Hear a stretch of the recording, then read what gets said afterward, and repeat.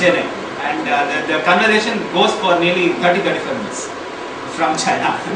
So China, the important problem is the internet is highly restricted. All the blocks are almost blocked. You should use only VPN to access these things. Okay, it's now time to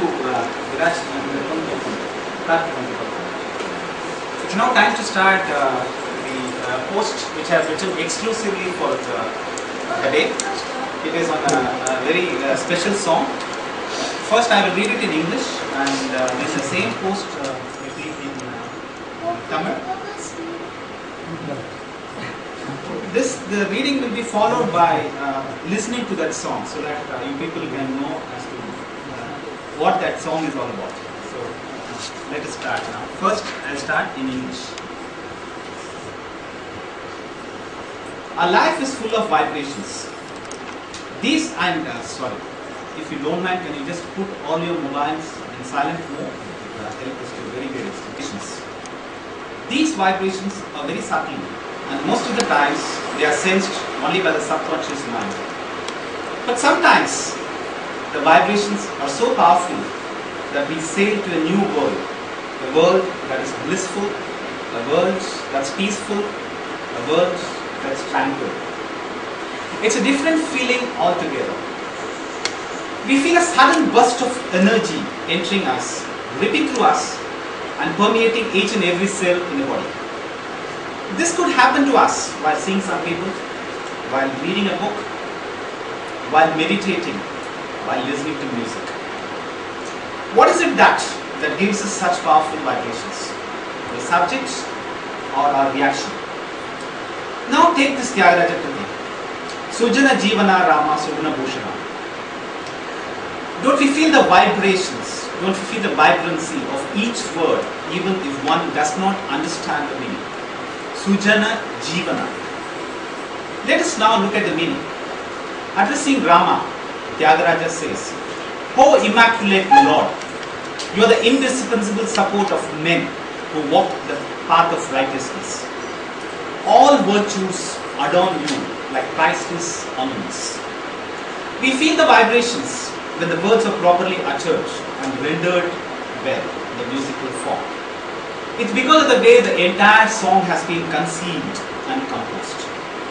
Now let us look at this verse.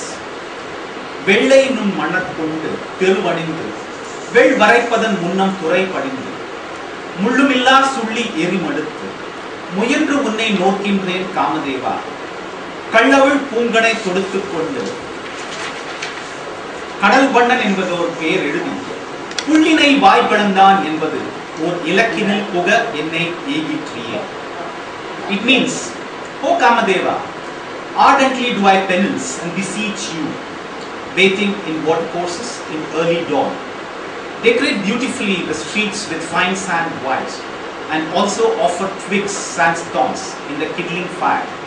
O Cupid, throw me unto him by your flowery arrows with odorous pollen and nectarine driplets, inscribing Lord's name, who, in hue-like blue sea, tore asunder the beak of Baka, the demon. Thus sang Andal in a Nachiyar Tirumozhi, consisting of 143 verses. Nachiyar Tirumozhi, which can also be translated in English as the beautiful sacred utterances of the lady, reveals bridal mysticism in exquisite lyrics. In the aforementioned verse, she prays to Manmada, the god of love, to make Krishna her husband. Though the entire verse sounds beautiful and vibrant, just look at the two phrases. Kallavul Punganai Toduttu and Pullinai Vaipadanda. Rhyming words, Kallavul and Pullinai, sound musical, but there is more to it than meets the eye. Though Krishna is known by hundreds of names, Andal refers Krishna as the one who killed the demon who was in the form of a bird. We all know that the weapon of Manmada is the flowery arrow. Arrow symbolizes aggression and is beaded with flowers that symbolize tenderness. In a similar vein, crane is a soft creature, but the demon took the form of this bird only to be killed by Krishna. Andal conveys that we mortals have both the qualities in us, good and bad. And once we surrender ourselves to the Lord, we retain only the good. Tyagaraja and Andal. Their works are powerful and give us vibrations because each and every word they use are thought-provoking, meaningful and special. As a matter of fact, these are people with extraordinary talents and such things happen to them spontaneously and naturally. It's not that one has to go centuries back to find such powerful and vibrant works. One of the greatest film music composers born in Tamil Nadu is also capable of such magic. He gave a new identity to film music in general and Tamil film music in particular. His music resonates because of the ragas he chooses and the tune he composes. It reverberates because of the talas and rhythmic patterns he sets. It vibrates because of the way the orchestration is conceived and executed. On this special day, we are going to see a beautiful composition of his. The song is Maargazhi Maadham Mun VeLaiyile from Panchami. It's based on Kamas. Kamas is derived from the 28th Melakarta Arikamboji and its structure is Samagama Padanisa Samidharma Madarisa. There is also a school that uses the Bhashanga Swara, the Kakli Nisha. Though on paper, Kamas is very close to its parent raga in that it misses only the Rishabham in the Arohana, the ragam has its unique flavor and beauty. It gives peace and tranquility and at the same time gives energy to be more active. Kamas has a deceptive simplicity. It sounds so simple and yet it has a lot of intricacies. There are a lot of special prayogas in this raga.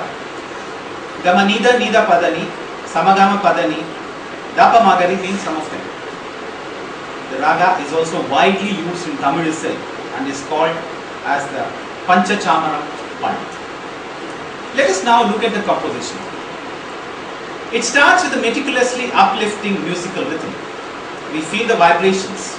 It's intensely vigorous but at the same time stirs our finer instincts. We breathe Kamas even before a single swara is played or sung. There is a pleasant surprise here as the sitar plays. Sitar is generally considered to be a Hindustani instrument, but here it plays in Carnatic style, reflecting the quintessence of the raga. The violin now enters gracefully with all the ingredients of classicism. The euphonious Jalataranga moves very subtly with the violin. The sitar now welcomes the violin and the violin reciprocates. And the western instrument bellows in sagaciously. It's dawn and the month is Maargazhi. We feel the salubrious and serene atmosphere as the sweet voice of Janaki renders the pallavi. Kamas poetically adorns the charming face of Maargazhi, a glowing edifice. In the first interlude, the sitar gives gentle, flowery strokes with the vivifying mridangam responding energetically. The sitar now continues its regal mien. The filigree-rich faces of Jalatarangam and the flute are very interesting, with the former spreading enchantment and the latter bringing out the intrinsic beauty. The violin saunters and breathes life, showing us the shimmering hues. At the end of the first interlude, we see a sudden flash of resplendent light. The charanam is well chiseled. The first line, Malayin Mugatri Olipta, followed by the Sangati, is couched in a language of virtuosity. We also notice a subtle change in the nade, that is the gait, in the mridangam here. Fecund imagination. The second line, Malarnda Tamare, is rich in aesthetic passion. The voice of T.V. Gopalakrishnan joins now, taking us to the crux of the raga. The lines that follow are finely brilliant with glistening strands. The raga's exalted quality comes to the fore in the swara singing session in the second interlude. The deftly woven swaras show the variegated faces of the raga.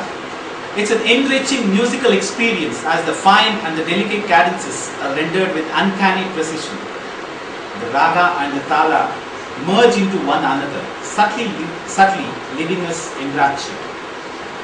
The exotic flute then captures artistic images. We see and feel the spontaneity of musical sentiments. It is still, is rich with musical content, but still runs deep. It's a wellspring of tranquility. It's vibrant, as fresh as the ozone-rich early dawn of Maargazhi.